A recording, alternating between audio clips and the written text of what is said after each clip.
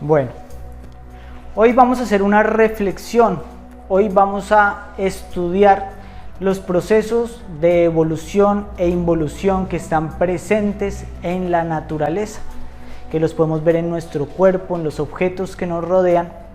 Y vamos a hablar de algo que va más allá de la evolución, que es la revolución de la conciencia. Esta enseñanza, estos procesos que vamos a estudiar de evolución e involución, nos van a permitir respondernos algunas preguntas muy importantes, como las siguientes. ¿Por qué a pesar de que el cuerpo evoluciona y se hace adulto, las personas no siempre maduran? Vamos a preguntarnos cuál es la diferencia entre evolución y expansión de la conciencia, porque esto nos abre dos caminos diferentes de progreso. Vamos a ver que la conciencia, esa chispa espiritual que hay en nosotros, al no pertenecer a este mundo, no evoluciona, ni tampoco involuciona, pero puede expandirse. Así que tenemos que diferenciar esos procesos. Y ahora nos preguntaremos, si es que la conciencia no evoluciona, ¿por qué decimos que existen personas más evolucionadas que otras espiritualmente? Que evidentemente las hay. Vemos personas más maduras que otras, personas que tienen una percepción más profunda de la vida que otras, ¿cierto? Empezaremos reflexionando sobre la ley de evolución e involución. Es una ley. ¿Qué quiere decir que sea una ley? Una ley es algo que nos rige a todos.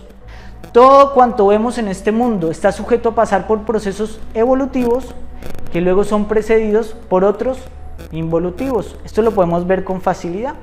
Lo podemos ver en nuestro cuerpo, que se desarrolla y llega a una cúspide de desarrollo pasando por lo que llamamos la evolución, el surgimiento, la integración de elementos y el desarrollo hasta la plenitud que llamamos adultez. Pero luego de cierta edad comienza a complementarse ese proceso evolutivo con otro involutivo que se caracteriza por los signos contrarios: decaimiento, desintegración y desaparición. ¿Les es familiar esto? ¿Hay algo que ustedes puedan ver en su entorno que no esté sujeto a la ley de evolución o involución? Tal vez ese bonito coche que veíamos hace algunos años, que fue el resultado de la integración de elementos. Pero el coche, como todo lo que vemos, está sujeto a la involución, a la corrosión, al decaimiento y a su posterior desintegración. Ocurre incluso con civilizaciones. Hemos visto a los persas, romanos, babilonios, todas esas culturas antiguas impresionantes, los mayas, y que finalmente después de una gran evolución decayeron e involucionaron, ¿cierto? Así que podemos ver la ley de evolución e involución en muchos niveles. Podemos ver que la humanidad ha evolucionado, porque no somos los mismos de hace siglos ni de la Edad Media. Hoy nos comunicamos con artefactos que parecen el signo de la evolución. Tenemos ordenadores, coches, que cada vez evolucionan más. Pero ¿qué ocurre con el hombre en sí? Si ustedes miran, hay algo que parece no evolucionar. Porque sí, tenemos tecnología, pero la usamos para matarnos como lo hacían los medievales.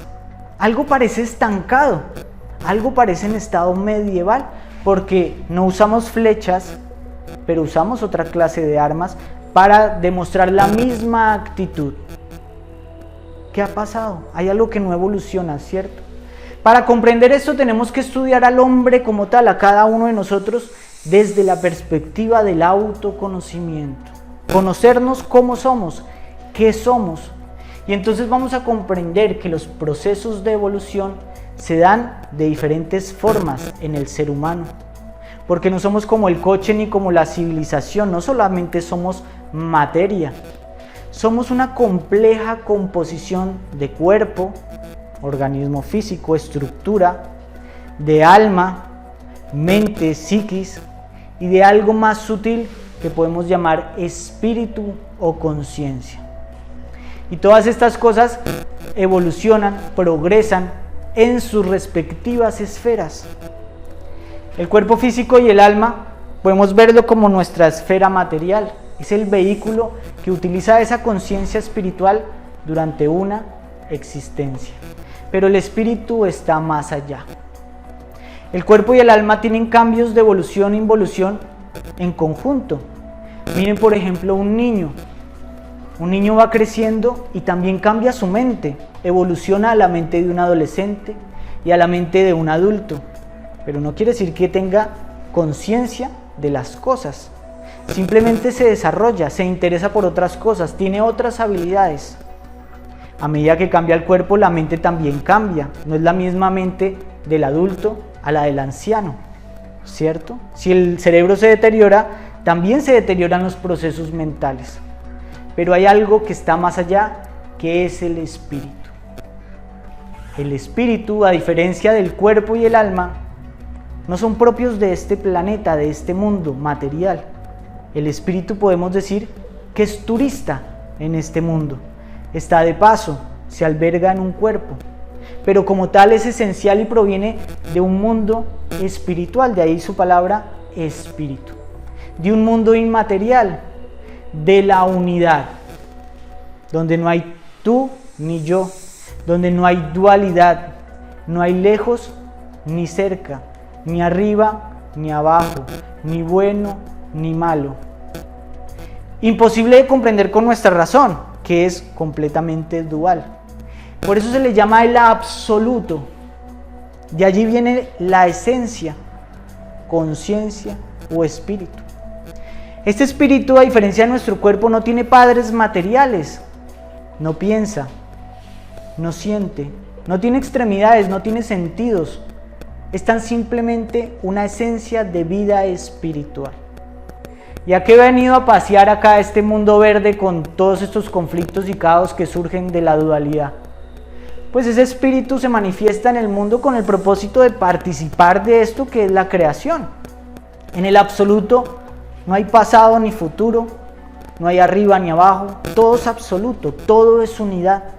Y el espíritu viene aquí a esta creación para alcanzar eso que se llama la autoconciencia.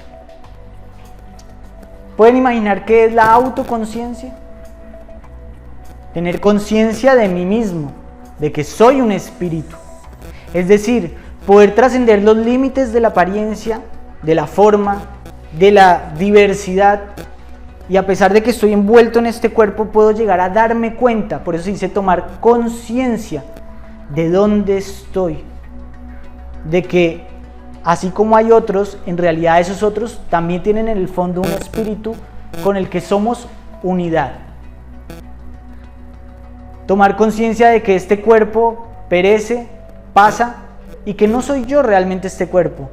Es transitorio, soy un turista en la manifestación del cosmos. Tomar conciencia de las leyes que producen ese movimiento de la vida, de nacimiento, crecimiento, vejez. Tomar conciencia de las leyes que producen el movimiento de las cosas, la economía, lo que yo doy, recibo. Eso es ser consciente de la creación, ¿cierto? Ese es el avance y progreso espiritual. Cuando un ser se hace consciente de quién verdaderamente es. Y a eso ha venido el espíritu, a este mundo material.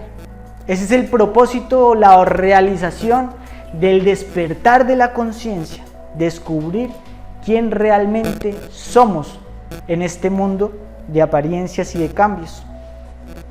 Pero ese descubrimiento requiere que ese espíritu esté en un vehículo apropiado para que se dé.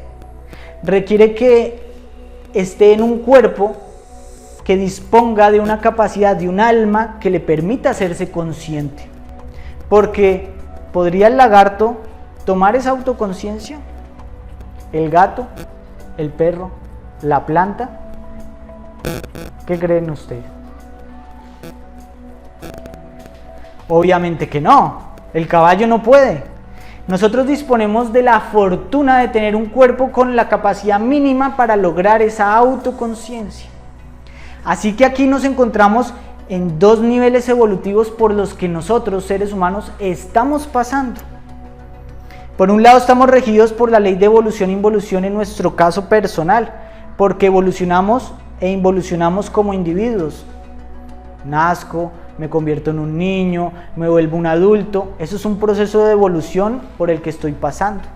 Pero hay otra escala por la que también pasamos, pues estamos relacionados con seres y cuerpos de otros peldaños de evolución, porque estamos relacionados con minerales, vegetales, animales y seres humanos en la escalera evolutiva de este planeta. Y nuestra enseñanza afirma de que esa conciencia tendrá que pasar por esos peldaños de la escalera evolutiva, progresivamente, a través de lo que se llama la transmigración, la reencarnación. ¿Con qué propósito? ¿Para qué ese peregrinaje por todos estos vehículos? Todo este peregrinaje se da para crear un alma, porque no solo tenemos el cuerpo con las capacidades, el cerebro, las extremidades, los sentidos para lograr la autoconciencia, sino necesitamos del alma. No solo necesitamos el hardware, digámoslo así, si hacemos una comparación, sino también el software. No solo la máquina, sino el programa que rige esa máquina. Así que necesitamos un alma con un cuerpo vital, con un cuerpo emocional, con un cuerpo mental, un cuerpo causal plenamente desarrollados. Y eso es lo que nos da la naturaleza a través del paso por los diferentes peldaños evolutivos que hay en esa naturaleza. Hoy tenemos un alma en bruto, digámoslo así. Y es aquí cuando la naturaleza nos dice, ya está preparado, ya puedes recibir la enseñanza y tomar autoconciencia. Eso si quieres hacerlo, porque esto no es obligatorio. Pero hay algo que tienes que poner de tu parte. Por ahora vamos a ver que en este cuerpo ya se puede lograr esa autoconciencia, que es un proceso muy diferente a la evolución. Porque esa realización no se da por la simple evolución, pues la evolución es un proceso mecánico de la naturaleza. ¿Qué quiere decir? Un proceso en el que no interviene la atención ni la voluntad consciente. Es un proceso que ocurre por ley, por el simple paso del tiempo. Pero la expansión de la conciencia no ocurre por el paso del tiempo, no ocurre por la repetición. Esto explica por qué uno puede chocarse todos los días con los mismos problemas y no aprender. Tener los mismos sufrimientos, los mismos conflictos y no descubre nada y lo repite una y otra vez. Para que haya un despertar y expansión de la conciencia se requiere tener contacto con el fenómeno, que haya cooperación, es decir, que esa conciencia espiritual se pose sobre el fenómeno y por eso se llama expansión de la conciencia, es decir, mi conciencia llega allí donde antes no estaba, donde antes no se encontraba. ¿Cierto? Una cosa, por ejemplo, es recibir conceptos sobre el amor que hay en nuestra sociedad, que recibimos a través de las películas, y otra cosa es tener una relación de pareja y poner nuestra conciencia allí y nos vamos a dar cuenta de que no es lo mismo. No es la misma historia la que te dan en la novela a la que estás viviendo, porque tu conciencia puede ver una verdad, ¿cierto? Entonces descubres, esto no era real, es muy bonito todo esto que me venden, pero no es real.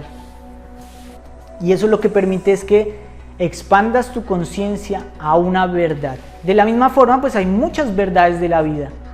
Recibimos conceptos sobre Dios, sobre la felicidad, sobre la fraternidad, pero vemos que esas cosas no se realizan, porque esos son meros conceptos. Y la expansión de la conciencia es diferente a entender las cosas con la razón. Una cosa es entender y otra cosa es hacerse consciente de. Todos nosotros podemos entender que el tabaco es malo para la salud. Toda la humanidad lo puede entender. Solamente es que pongas efectos perjudiciales del tabaco y te dicen que más de 15 cánceres dan por fumar. Pero entonces, ¿por qué la gente fuma? Porque otra cosa es tocar eso con la conciencia. Efectivamente nadie quiere tener cáncer ni una enfermedad, pero cuando la persona está fumando, en vez de ver un riesgo y un peligro, encuentra un alivio a su angustia, a su ansiedad. Es decir, que los datos son contradictorios. El concepto te dice una cosa, pero la actividad te da otra. Y si a eso le sumas que mucha gente lo hace, simplemente lo ignoras, aunque tu conciencia te lo advierta. De esa misma manera, hay muchas cosas que nosotros creemos saber, pero nuestra conciencia no se ha posado allí en esas cosas. Esa es la gran diferencia entre evolución y expansión de la conciencia.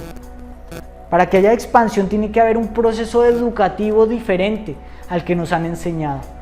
No nos han enseñado a expandir conciencia, sino a investigar el mundo a través de conceptos en un aula, a través de un pizarrón, ver química con números y cifras, con abstracciones, y no a tocar los elementos, no a ver el sufrimiento humano, a estar ahí presentes. No nos llevan eso ni podemos experimentarlo. Obviamente, el estilo de vida que llevamos no nos lo permite, porque estamos con nuestra mente tan ocupados en tantas cosas, en tantas urgencias que nuestra misma sociedad nos impone, tantos entretenimientos, que no tenemos ese tiempo para que nuestra conciencia se pose, para que nos conozcamos a nosotros mismos y para que despertemos, porque cuando se posa la conciencia sobre algo y uno dice, uy, el amor no era lo que a mí me habían vendido, el sexo, la felicidad no es esto que me están vendiendo en la televisión, eso no es felicidad. Al contrario, cuando la conciencia se posa en algo, entonces se dice que la persona despierta, ve con otros ojos la realidad. Y es ahí como la expansión de la conciencia culmina el proceso que la naturaleza empezó. Es ahí cuando realmente cambia nuestra conducta, surge la madurez. Una persona madura es una persona que ha vivido los fenómenos de la vida, que ha puesto su atención en ella. Y surge sobre todo la acción autónoma, que es un signo de autoconciencia. Es decir, yo no hago las cosas por como la cultura, la tradición, la sociedad me las impone, sino que al poner mi conciencia en mis diferentes hábitos de vida, adquiero sabiduría y aprendo a vivir de acuerdo al dictamen de mi conciencia. Ahí es donde va lográndose la autonomía, ¿cierto? Pues bien, si este proceso no se completa, ¿qué va a pasar? ¿Qué pasa si no hay un progreso de la conciencia que lleve al ser humano a la madurez? Primero, pues que vamos a vivir en una sociedad infantil, llena de contradicciones, llena de ilusiones, contradicciones en todos los esquemas y las estructuras de la sociedad, contradicciones en la religión, en la política. Vemos niños con corbatas que están haciéndose la guerra con bombas atómicas.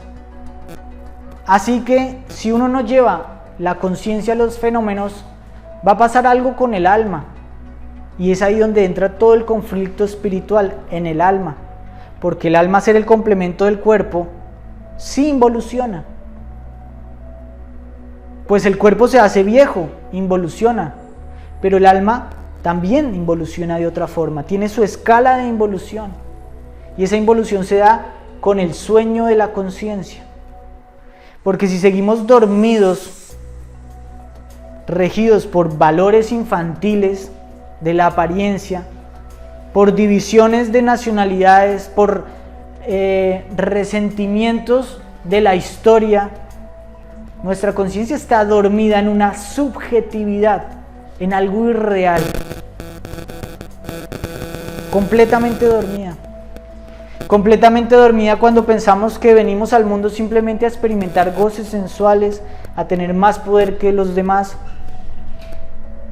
Y entonces el alma, al no tener una conciencia directriz, empieza a pudrirse desde dentro. Sobre todo porque estamos en un medio que nos induce a esa corrupción.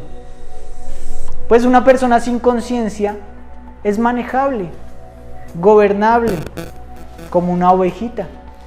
Se puede llevar. Pero una persona despierta no se puede llevar, no se puede gobernar. ¿Cierto? Todos los despiertos que han habitado en el planeta Tierra los han tenido que matar, porque no se pueden gobernar. Y por el contrario van a producir un desorden en la sociedad, en la mecánica de la sociedad. ¿Y cómo es? ¿En qué consiste esa involución del alma? Pues en el desarrollo de vicios, de egos, de defectos. Porque el defecto se desarrolla, crece, se robustece. La ira que no tenía se desarrolla por la ambición, por la envidia, por el resentimiento hacia mis amigos, hacia los desconocidos, hacia familiares. La sensualidad produce decadencia de la mente, que solo se centra en la sensualidad, en el placer. El placer produce estupidez, porque al cerebro no le interesa la verdad, al cerebro le interesa sobrevivir, o tener placer, o evitar el dolor.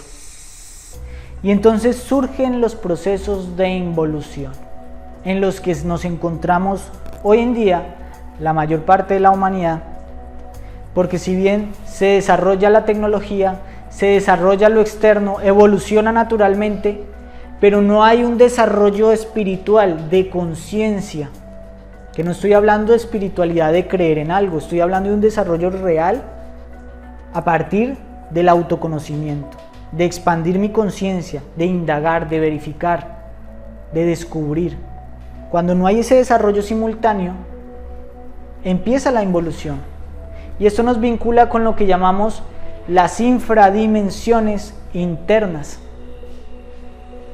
Caemos en lo que se llaman los infiernos, pues existen mundos, ya lo hemos visto, superiores, intermedios e inferiores.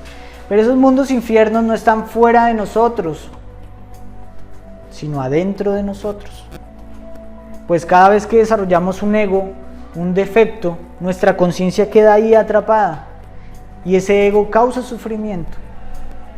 Pues sufrimos cuando tenemos ambición, cuando tenemos ira, cuando tenemos inmadurez, sufrimos, la vida nos golpea y quedamos atrapados allí. Una persona con depresión, una persona con ansiedad, una persona con resentimiento se encuentra en una infradimensión y al sufrir exterioriza ese sufrimiento y lo causa a los demás. Y este proceso de involución es decadente, porque al sufrir actuamos a través de estados psicológicos que nos ligan con el mal. Al volvernos personas netamente sensuales, empezamos a satisfacer esa sensualidad a través de la maldad. Y encontramos que todo ese mal genera también un gran karma. Y es de allí que surgen los mundos infiernos de las diferentes religiones, que no son algo lejano a nuestro mundo. Pues si ustedes van a un campo de guerra, descubrirán que eso es un infierno en la tierra. O si ustedes viven la experiencia de una persona que desde niña la roban para prostituirla, ese es el infierno en la tierra. Una persona que la torturan es el infierno en la tierra. Y las personas que producen ese infierno, pues tienen un alma que es afín a esos mundos inferiores de los que nos hablan las diferentes religiones, que tienen un propósito muy diferente al que nos enseñan. El infierno es un mundo, un mecanismo de limpieza de la naturaleza para desintegrar las almas que no van a cooperar con el propósito espiritual, ¿cierto? Podemos comparar el infierno con una pila de composta,